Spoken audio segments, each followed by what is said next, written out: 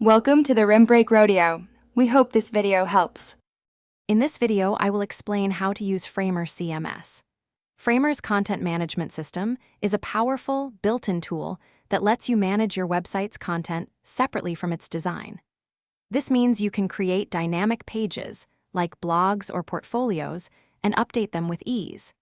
It helps you scale your site efficiently, ensuring consistency across all your pages without writing a single line of code. It's perfect for keeping your website fresh and engaging for your audience. To begin, you'll set up your content within Framer CMS. Think of collections as folders for similar content, like all your blog posts or product listings. Each collection holds individual items, which are single pieces of content.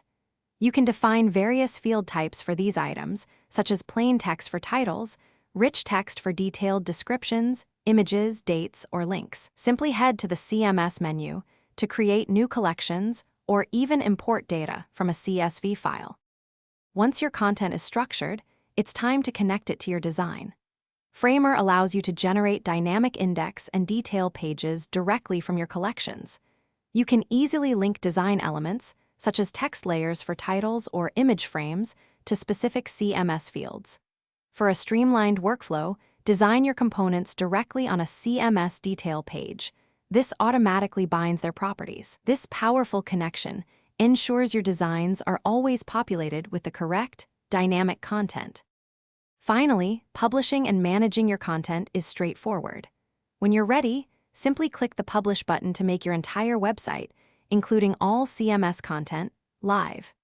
Any future content updates you make in the CMS will automatically reflect across your published site, saving you significant time. Framer also includes robust SEO features to help optimize your dynamic content for search engines, ensuring your site is not only beautiful, but also easily discoverable by your audience. Thanks for watching. Consider subscribing if we helped you.